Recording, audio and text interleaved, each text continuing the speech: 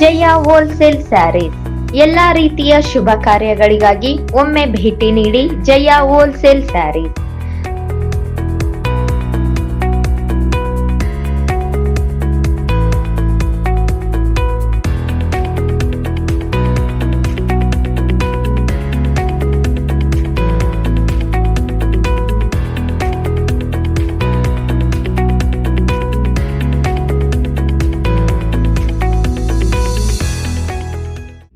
ಮನೆಯಲ್ಲಿಯೇ ಬಟ್ಟೆ ವ್ಯಾಪಾರ ಮಾಡಲು ಯೋಚಿಸುತ್ತಿದ್ದೀರಾ? ಯಾವ ಹೋಲ್ಸೇಲ್ ಅಂಗಡಿಯಲ್ಲಿ ಬಟ್ಟೆ ಖರೀದಿಸಬೇಕು ಎಂದು ಗೊಂದಲದಲ್ಲಿದ್ದೀರಾ? ಹಾಗಾದರೆ ಒಮ್ಮೆ ಭೇಟಿ ನೀಡಿ ಜಯ ಹೋಲ್ಸೇಲ್ ಸ್ಯಾರೀಸ್. ನಮ್ಮಲ್ಲಿ 80 ರೂಪಾಯಿಯಿಂದ ಹಿಡಿದು 10,000ವರೆಗಿನ georgette sarees, cotton sarees, silk sarees, Mysuru silk sarees, Gadwal cotton sarees, Banaras sarees ಹಾಗೂ ವಿವಿಧ ತರಹದ ರೆಡಿಮೇಡ್ ಡ್ರೆಸ್ಗಳು, ಅದೇ ರೀತಿ ಬ್ರಾಂಡೆಡ್ ಉಡುಪುಗಳು ನಮ್ಮಲ್ಲಿ ಲಭ್ಯವಿವೆ.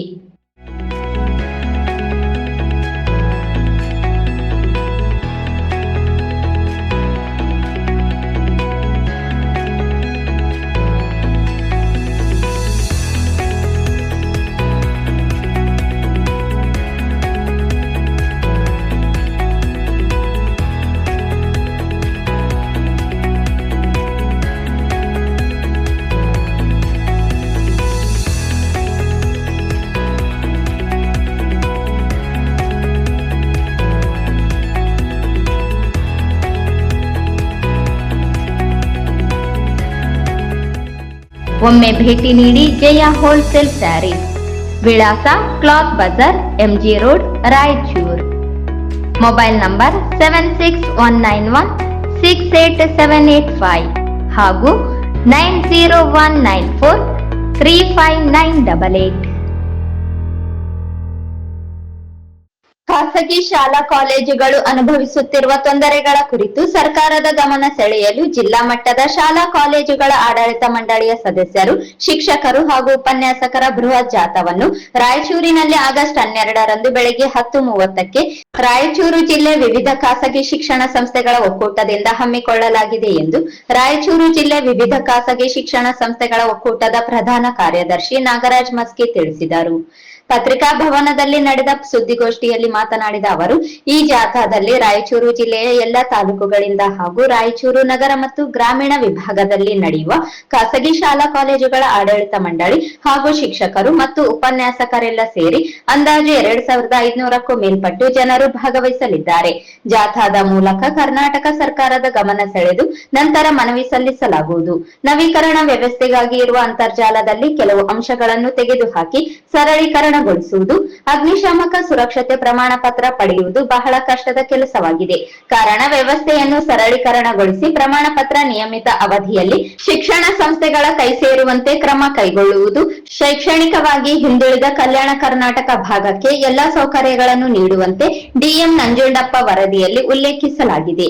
ಆದರೆ ಇದುವರೆಗೂ ಯಾವುದೇ ಕ್ರಮ ಕೈಗೊಂಡಿರುವುದಿಲ್ಲ. ಕಾರಣ ಖಾಸಗಿ ಶಿಕ್ಷಣ ಸಂಸ್ಥೆಗಳ ಅಡಿಯಲ್ಲಿ ನಡೆಯುತ್ತಿರುವ ಶಾಲಾ ಕಾಲೇಜುಗಳನ್ನು ವೇತನ ಅನುದಾನಕ್ಕೆ ಒಳಪಡಿಸುವುದು ಸೇರಿದಂತೆ ಒಟ್ಟು 14 ಬೇಡಿಕೆಗಳ ಈಡೇರಿಕೆಗಾಗಿ ಆಗ್ರಹಿಸಿ ಅಂದು ಜಾಥಾ ನಡೆಯಲಿದೆ. ತಪ್ಪದೆ ಈ ಜಾಥಾದಲ್ಲಿ ಸಂಬಂಧಪಟ್ಟವರೆಲ್ಲ ಹೆಚ್ಚಿನ ಸಂಖ್ಯೆಯಲ್ಲಿ ಪಾಲ್ಗೊಂಡು ನಮ್ಮ ಬೇಡಿಕೆಗಳ ಪೂರೈಕೆಗಾಗಿ ಸಹಕರಿಸಬೇಕೆಂದು ಕೋರಿದರು. ಸರ್ಕಾರದ ನಿರ್ಲಕ್ಷ್ಯದಿಂದ ಖಾಸಗಿ ಶಿಕ್ಷಣ ಕ್ಷೇತ್ರ ಗಂಭೀರ ಸಂಕಷ್ಟದಲ್ಲಿದೆ. ನಮ್ಮ ಬೇಡಿಕೆಗಳನ್ನು ನಿರ್ಲಕ್ಷಿಸಿದರೆ ಹೋರಾಟ ತೀವ್ರಗೊಳಿಸಲಾಗುವುದು ಎಂದು ಎಚ್ಚರಿಸಿದರು. 12/8/2025 ಬೆಳಗ್ಗೆ 10:30ಕ್ಕೆ ನಮ್ಮ ಇಡೀ ರಾಯಚೂರು ಜಿಲ್ಲೆಯ ವಿವಿಧ ಖಾಸಗಿ ಶಿಕ್ಷಣ ಸಂಸ್ಥೆಗಳ ಒಕ್ಕೂಟದ ಮತ್ತು ರುಸ್ಮಾ ಹಾಗೂ ರುಪ್ಸಾದ ಸಹಯೋಗದಲ್ಲಿ ಇವತ್ತೊಂದು ಬೃಹತ್ ಜಾಥಾವನ್ನು ಹಮ್ಮಿಕೊಂಡಿದ್ದೀವಿ. ಬೆಳಗ್ಗೆ ಜಾಥಾ ಎಲ್ಲ ಶಾಲಾ ಕಾಲೇಜುಗಳು ಇಡೀ ಜಿಲ್ಲೆಯಾದ್ಯಂತ ಎಲ್ಲ ತಾಲೂಕುಗಳಿಂದ ಆಡಳಿತ ಮಂಡಳಿಯ ಸದಸ್ಯರು ಹಾಗೂ ಶಿಕ್ಷಕರು ಕೂಡ ಅನೇಕ ಬಸ್ಗಳಲ್ಲಿ ಸುಮಾರು 100-150 ಬಸ್ಗಳು ಹೊರಗಡೆಯಿಂದ ಕೂಡ ಬರ್ತಾ ಇದ್ದಾರೆ. ಸ್ಥಳೀಯವಾಗಿ ಕೂಡ 1,000ಕ್ಕಿಂತ ಹೆಚ್ಚು ಪಟ್ಟು ಶಿಕ್ಷಕರು, ಆಡಳಿತ ಮಂಡಳಿಯವರು ಕೂಡ ನಾವು ಭಾಗವಹಿಸ್ತಾ ಇದ್ದೇವೆ. ಅವತ್ತ 10 ಗಂಟೆಗೆ ನಾವು ಟೈಮ್ ಕೊಟ್ಟಿದ್ದೇವೆ, 10:30 ಕೊಟ್ಟಿದ್ದೇವೆ. 11 ಗಂಟೆಗೆ ಸುಮಾರು ಎಲ್ಲರೂ ಸೇರಿದ ನಂತರ ಮಹಾತ್ಮ ಗಾಂಧಿ ಕ್ರೀಡಾಂಗಣ ಸೇರಿ ರಾಷ್ಟ್ರಪಿತ ಮಹಾತ್ಮ ಗಾಂಧಿ ಪುತ್ಥಳಿಗೆ ಮಾಲಾರ್ಪಣೆ ಮಾಡುವ ಮೂಲಕ ಜಾಥಾವನ್ನು ಆರಂಭಿಸಿ ಡಾಕ್ಟರ್ ಸಂವಿಧಾನ ಶಿಲ್ಪಿ ಡಾಕ್ಟರ್ BR ಅಂಬೇಡ್ಕರ್ ಅವರ ಪುತ್ಥಳಿಗೆ ಮಾಲಾರ್ಪಣೆ ಮಾಡಿ ಅಲ್ಲಿಂದ ಮಾನವ ಸರಪಳಿ ನಿರ್ಮಾಣ ಮಾಡಿ ನಮ್ಮ ಬೇಡಿಕೆ ಗಮನ ಸೆಳೆದು ಅಲ್ಲಿಂದ ಶಿಸ್ತುಬದ್ಧವಾಗಿ, ಯಾಕಂದರೆ ಶಿಕ್ಷಕನ ಕ್ಷೇತ್ರದವರಾದ ಕಾರಣ ಶಿಸ್ತುಬದ್ಧವಾಗಿ ಕಾಲ್ನಡಿಗೆಯಲ್ಲಿ ನಾವು ಬಸ್ ಸ್ಟ್ಯಾಂಡ್ ಮುಗಿದ ಮುನ್ಸಿಪಾಲ್ಟಿ ರಸ್ತೆ ಏನದಲ್ಲ ಟಿಪ್ಪು ಸುಲ್ತಾನ್ ರಸ್ತೆ ಮುಖಾಂತರ ನಾವು ಟಿಪ್ಪು ಸುಲ್ತಾನ್ ಗಾರ್ಡನ್ ವರೆಗೆ ಅಂತ ಇಲ್ಲಿ ಇಟ್ಕೊಂಡಿದ್ದೀವಿ. ಸಂಖ್ಯೆ ಹೆಚ್ಚಾದರೆ ಪೊಲೀಸರ ಪರವಾನಗಿ ತಗೊಂಡು ಅದನ್ನು ನಾವು ಎಕ್ಸ್ಟೆನ್ಷನ್ ಮಾಡಿ ಬಸವೇಶ್ವರ ಸರ್ಕಲ್ ಪಕ್ಕದಲ್ಲಿರುವ ನಮ್ಮ ಮೈದಾನ ವಾಲ್ಕಟ್ ಮೈದಾನದವರೆಗೆ ಕೂಡ ವಿಸ್ತರಿಸಬೇಕು ಅನ್ನೋದು ಇದೆ. ಈಗಾಗಲೇ ಪೊಲೀಸರಿಗೆ ನಾವು ಇದಕ್ಕೆ ನಮ್ಮದೇನು ಫ್ರೀಡಮ್ ಪಾರ್ಕ್ ಅಂತ ಮಾಡಿದ್ದೀವಿ, ಅಲ್ಲಿವರೆಗೂ ಕೇಳಿದ್ದೀವಿ. ಆದರೆ ನಿನ್ನೆಯಿಂದ ಜನಸಂಖ್ಯೆ ಶಾಲೆಯವರು ರೆಸ್ಪಾನ್ಸ್ ಭಾಳ ಚೆನ್ನಾಗಿದೆ ಮತ್ತು ಸಹಯೋಗದಲ್ಲಿ ವಿಸ್ಮವರು ಕೂಡ ಭಾಳ ಚೆನ್ನಾಗಿ ಸ್ಪಂದನೆ ಮಾಡಿ, ಯಾಕಂದರೆ ಇದು ಕಾಮನ್ ಕಾಸ್ ಫಾರ್ ಎವ್ರಿಬಡಿ ಅಂತೇಳಿ ಎಲ್ಲರೂ ಕೂಡಿ ಹೋರಾಟ ಮಾಡ್ತಾ ಇದ್ದೀವಿ. ಜನಸಂಖ್ಯೆ ಜಾಸ್ತಿ ಆಗ್ಬೋದು, ಆ ಹಿನ್ನೆಲೆಯಲ್ಲಿ ನಾವು ಅದನ್ನು ಮಾಡಿಕೊಂಡಿದ್ದೀವಿ. ತದನಂತರ ಎಲ್ಲರೂ ಸಭೆ ಸೇರಿ ಮಾನ್ಯ ಜಿಲ್ಲಾಧಿಕಾರಿಗಳ ಮುಖಾಂತರ ಸನ್ಮಾನ್ಯ ಗೌರವಾನ್ವಿತ ಮುಖ್ಯಮಂತ್ರಿಗಳಿಗೆ ನಮ್ಮ ಬೇಡಿಕೆ ಪತ್ರವನ್ನು ಸಲ್ಲಿಸ್ತಾ ಇದ್ದೇವೆ. ಅದರಂತೆ ಸಂಬಂಧಪಟ್ಟ ಶಿಕ್ಷಣ ಸಚಿವರಿಗೂ ಕೂಡ ಮೊದಲಿಗೆ 3 ಜನ ಶಿಕ್ಷಣ ಸಚಿವರು, ವಿಶೇಷ 2 ಶಿಕ್ಷಣ ಸಚಿವರು, ಮೊದಲ ಡಿಗ್ರಿ ನೋಡೋರು, ಪ್ರಾಥಮಿಕ ಮತ್ತು ಮಾಧ್ಯಮಿಕ ಶಿಕ್ಷಣ ಸಚಿವರು, ಗೃಹ ಮಂತ್ರಿಗಳು, ಅವರಿಗೂ ಕೂಡ ನಮ್ಮ ಬೇಡಿಕೆಗಳನ್ನು ಸಲ್ಲಿಸ್ತಾ ಇದ್ದೇವೆ. ಮುಖ್ಯವಾಗಿ ಇರ್ತಕ್ಕಂಥ ಬೇಡಿಕೆಗಳನ್ನು ಎಲ್ಲರ ಪರವಾಗಿ ತಮ್ಮ ಗಮನಕ್ಕೆ ತರಕ್ಕೆ ಮೊದಲ ಬೇಡಿಕೆ ಶಾಲಾ ಕಾಲೇಜುಗಳ ಮಾನ್ಯತೆ ನವೀಕರಣದಲ್ಲಿ ಸಾಕಷ್ಟು ಗೊಂದಲಗಳಿವೆ. ಅವುಗಳ ನವೀಕರಣ ವ್ಯವಸ್ಥೆ ಅಂತರ್ಜಾಲದಲ್ಲಿರುವ ಕೆಲವು ಅಂಶಗಳನ್ನು ತೆಗೆದುಹಾಕಿ ಸರ್ವೇಕರಣಗೊಳಿಸಬೇಕು. 64-56 ಕಂಡೀಷನ್ಸ್ ಹಾಕಿ ಮಾಡ್ತಾ ಇದ್ದಾರೆ. ಅದರಿಂದ ತುಂಬಕ್ಕೂ ಆಗ್ತಾ ಇಲ್ಲ. ಎಲ್ಲ ಶಾಲೆ ಕಾಲೇಜಿನವರು ಇದನ್ನು ಎದುರಿಸ್ತಾ ಇದ್ದಾರೆ. ಅದ್ರ ಬಗ್ಗೆ ಕ್ರಮ ತಗೊಳ್ಬೇಕಂತ ಶೈಕ್ಷಣಿಕ ಹಿಂದುಳಿದ ನಮ್ಮ ಭಾಗ, ಕಲ್ಯಾಣ ಕರ್ನಾಟಕದ ಭಾಗದ ಎಲ್ಲ ಸೌಕರ್ಯ ನೀಡುವಂತೆ BM ನಂಜುಂಡಪ್ಪ ವರದಿಯಲ್ಲಿ ಕೂಡ ಉಲ್ಲೇಖಿಸಿದೆ. ಮತ್ತು ಆರ್ಟಿಕಲ್ 371 ಕೂಡ ನಮ್ಮ ಏರಿಯಾ ಒಳಪಟ್ಟಿರೋದ್ರಿಂದ ಇದುವರೆಗೆ ಅಂತ ಮುಖ್ಯವಾದ ಶಿಕ್ಷಣ ಸಂಸ್ಥೆಗೆ ಯಾವ ಕ್ರಮ ಆಗಬೇಕಿರೋದ್ರಿಂದ ಖಾಸಗಿ ಶಿಕ್ಷಣ ಸಂಸ್ಥೆಗಳಲ್ಲಿ ನಡೆಯುತ್ತಿರುವ ಶಾಲಾ ಕಾಲೇಜುಗಳನ್ನು ವೇತನಾದಾನಕ್ಕೆ ಒಳಪಡಿಸಬೇಕು ಅಂತ ನಮಗೂ ರಾಜ್ಯ ಮಟ್ಟದಲ್ಲಿ ಆಗದೇ ಇದ್ರು ನಮಗೆ ವಿಶೇಷವಾದ ಅನುದಾನ ಇರೋದ್ರಿಂದ ಮಾಡಿಸ್ರಿ ಅಂತ.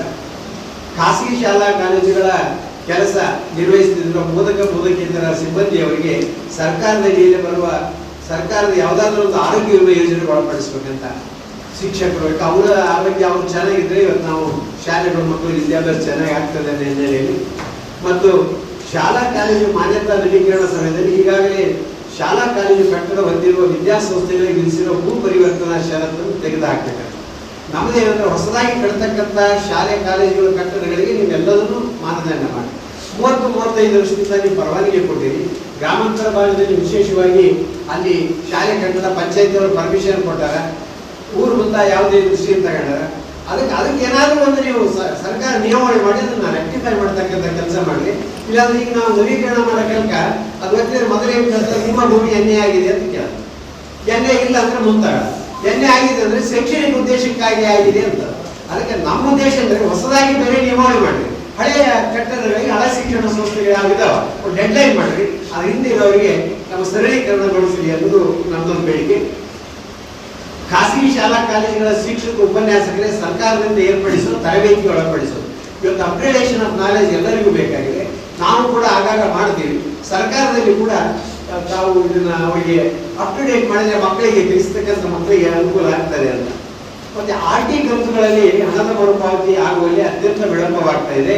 ಕಾರಣ ವಿಳಂಬದ ನೀತಿಯಲ್ಲಿರುವ ಲೋಪದೋಷಗಳನ್ನು ಸರಿಪಡಿಸಿ ಸಕಾಲಕ್ಕೆ ಶಾಲೆಗೆ RT ಹಣ ಸಂದಾಯವಾಗುವಂತೆ ಕ್ರಮ ಕೈಗೊಳ್ಳಬೇಕು. ಮತ್ತು ಬಡ ಹಿಂದುಳಿದ ವರ್ಗಗಳ ಮಕ್ಕಳಿಗೆ ಅನುಕೂಲವಾಗುತ್ತಿದ್ದ RT ಇದನ್ನು ಪುನಃ ಪ್ರಾರಂಭಿಸಲು ಕ್ರಮ ಈಗ ಬಂದ್ ಮಾಡ್ತಾ ಇದ್ರು. ಅದಕ್ಕೆ ಪ್ರೈವೇಟ್ ಶಾಲೆ ಮಕ್ಕಳಿಗೆ ಸಿಗಲಿ, ಯಾವ್ಯಾವ ಸ್ಕೂಲಲ್ಲಿ ಸಿಗುತ್ತೆ ಬಡ ಮಕ್ಕಳಿಗೆ ಮತ್ತೆ ಸಿಗಲಿ, ಅದಕ್ಕೆ ಅದನ್ನ ಪ್ರೈವೇಟ್ ಸ್ಕೂಲಿಗೂ ಕೂಡ ನಾವು RT ಮಾಡಬೇಕು ಅಂತ ನಮ್ದು. ಆಮೇಲೆ ಕಾಲೇಜುಗಳಿಗೆ GST ಹಣವನ್ನು ಪಾಲಿಸುವಂತೆ ಇತ್ತೀಚೆಗೆ ವಿಶ್ವವಿದ್ಯಾಲಯಗಳ ಮೂಲಕ ಎಲ್ಲಾ ಕಾಲೇಜುಗಳಿಗೆ ನೋಟಿಸ್ ಬಂದಿದ್ದಾರೆ. ಅದಕ್ಕೆ ನಾವೇನಂತೀವಿ, ಶಿಕ್ಷಣ ಕ್ಷೇತ್ರವನ್ನ GST ಇಂದ ಮುಕ್ತಿಗೊಳಿಸಬೇಕು. ಯಾಕಂದ್ರೆ ಇದು ಸಂವಿಧಾನಬದ್ಧ ಅವಶ್ಯಕ ಸೇವೆ, ಆರೋಗ್ಯ ಮತ್ತು ಸೇವೆ ಅವಶ್ಯಕವಾದವು. ದಯವಿಟ್ಟು ಇದರ ಶಿಕ್ಷಣ ಕ್ಷೇತ್ರವನ್ನ ದಯವಿಟ್ಟು ವಿಶೇಷವಾಗಿ ಖಾಸಗಿ ಶಿಕ್ಷಣ ಸಂಸ್ಥೆಗಳನ್ನ ಇದರಿಂದ ಮುಕ್ತಿಗೊಳಿಸಬೇಕು ಅಂತ ನಮ್ಮ ಬೇಡಿಕೆ. ವಿವಿಧ ಸಂಘಟನೆಗಳು ಮತ್ತು ವ್ಯಕ್ತಿಗಳು ಅನೇಕ ಶಾಲಾ ಕಾಲೇಜುಗಳೇ ಅಹಿತಕರ ಘಟನೆಗಳಾಗಿದ್ದಾವೆ. ನಮ್ಮ ಗಮನಕ್ಕೆ ಬಂದ ಅಲ್ಲಲ್ಲಿ ಅಹಿತಕರ ಘಟನೆಗಳು ಆಗಿರೋದ್ರಿಂದ ಸ್ವಲ್ಪ ಕಾಲೇಜ್ ಅವಧಿಯಲ್ಲಿ ಹೊರಗಡೆ ಏನಾದ್ರು ಅವರ ವ್ಯಕ್ತಿಗತವಾದ ನಾವು ಅದಕ್ಕೆ ಸಂಬಂಧ ಇರೋದಿಲ್ಲ.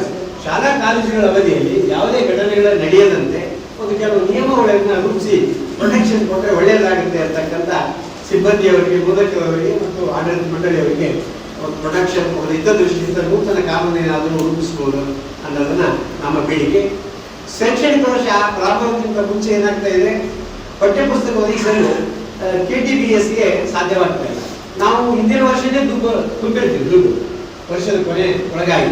ಆದರೆ ಕಾಲೇಜ್ ಶಾಲೆಗಳು ಪ್ರಾರಂಭ ಆಗಿ ಒಂದು ಆದರೂ ಪೂರ್ತಿ ಪಠ್ಯಪುಸ್ತಕ ಬಂದಿಲ್ಲ ಇವತ್ತಿನ. ಅದಕ್ಕೆ ಮುದ್ರಣ ಮಾಡೋಕ್ಕಾಗ್ತಾ ಇಲ್ಲ, ಸಪ್ಲೈ ಮಾಡೋಕ್ಕಾಗ್ತಾ ಸರ್ಕಾರದ ಅವರಿಗೆ ಬಂತು KTBS ಅವರಿಗೆ. ಹಾಗೆ ನಾವೇನಿದ್ವಿ, ನೀವು ದರ ನಿಗದಿ ಮಾಡಿ ಪ್ರಿಂಟ್ ಮಾಡಿ ಪಬ್ಲಿಕ್ಕಿಗೂ ಕೊಡ್ರಿ, ಮಾರ್ಕೆಟಿಗೆ.